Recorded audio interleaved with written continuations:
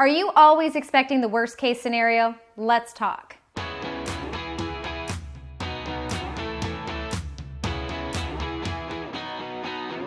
Hey guys, welcome back to another Mind Right Monday. I'm your host, Bonnie Kelly.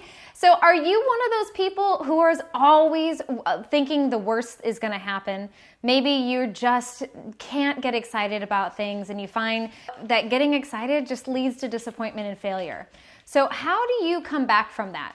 How can you transform your mind so that you're not always expecting the worst? Because what happens is that that'll lead you down a path of not only pessimism, but it's going to lead you down a path of just feeling sad or isolated.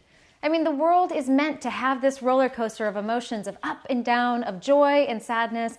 But when we're always expecting the worst, then we're just constantly riding a very low energetic coaster.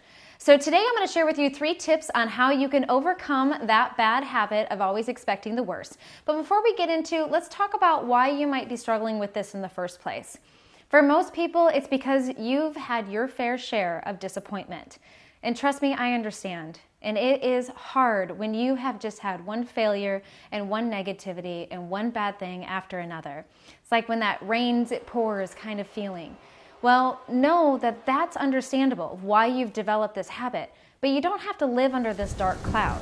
You don't have to feel like the worst is always going to happen, and you don't need to always be preparing for the worst case scenario.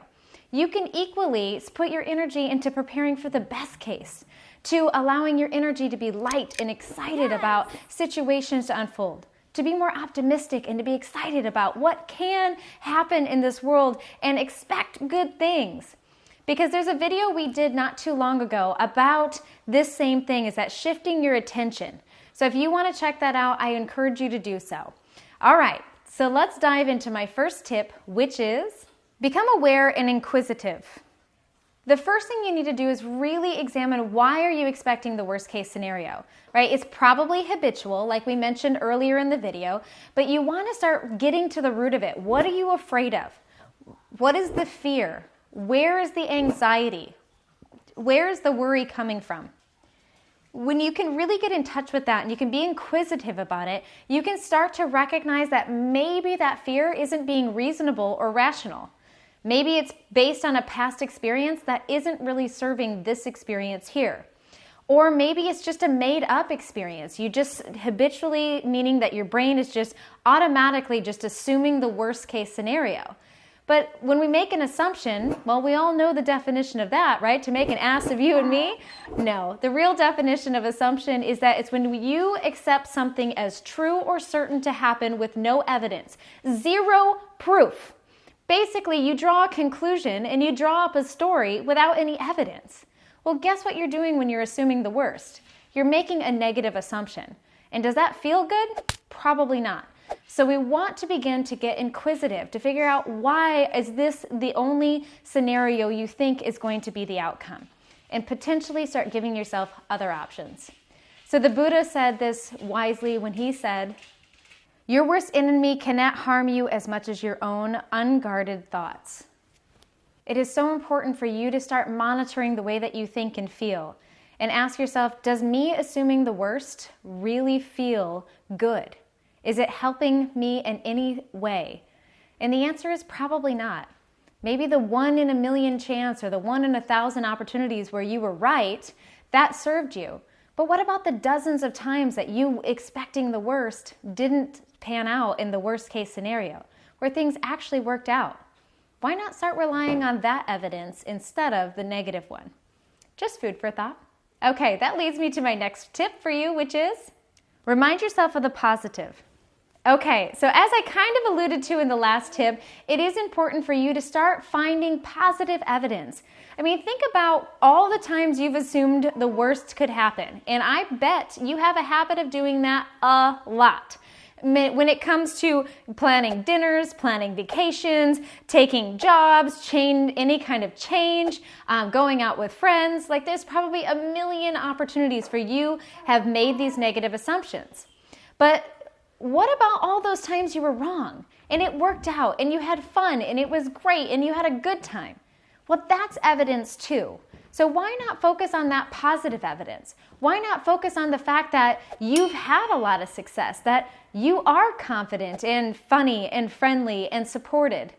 Why not use that positivity to fuel your optimistic attitude?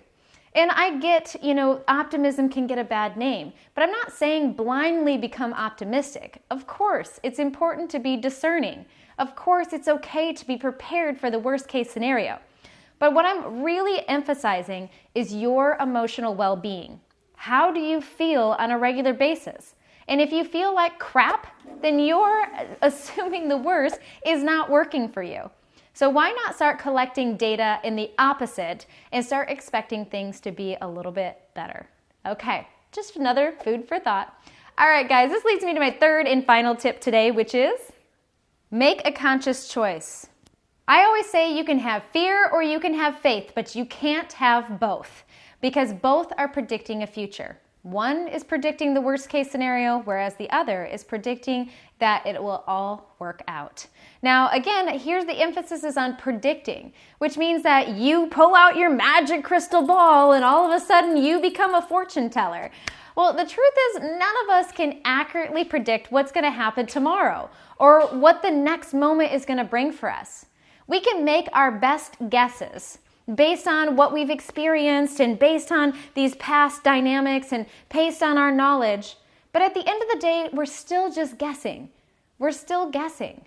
So if you're going to make an assumption and you're going to make a guess, why not make one that feels better to you? And when we can empower our choice and say that it's my choice to think of this any way that I want, I can expect the worst, I can expect it to be neutral, or I can expect the best. And for some of you, just expecting it to be okay, which is neutral, is an improvement. So maybe you want to shift from the worst case scenario to the neutral scenario, and then someday just start expecting good things. I mean, there's wonderful things that can unfold when you expect greatness in your life. Now, check out my perception videos, and I'll share with you why that's such a big deal. But it is powerful for you to recognize that you have the power. Okay, it's kind of like the He-Man sequence of I have the power moment, right? But it's true, you have the power to choose any perspective, any thought, any feeling you desire at any time. And when you can embrace that, you truly can have a fulfilling life. So I want to end this section with a quote by Dennis Waitley, and he said, "Expect the best, plan for the worst, and prepare to be surprised." I love this. Expect for the best, but plan for the worst, right? That's how you can be a very refined optimist. All right, guys, hopefully this video has helped you in some way. If you are ready to start your personal development journey right here, right now, you don't have to wait. There's no time clock. You can start in 10 minutes or less a day transforming your mind. And you can do so for free at the 21dayemotionaldetox.com/free. That's my 21-day emotional detox program. And I'm going to help you in 10 minutes or less begin to change and reframe the way that you think and feel. It is an amazing program, and it's available to you right now for free. So go ahead and grab it for the first 7 days. It's on me. No credit card required. Just click the link below. And until next time, I'm Bonnie Kelly. Did you enjoy this week's video? I sure hope so. As always, they were brought to you from viewers just like you. If you have a personal development question, email me at getinspired@bonniekelly.me.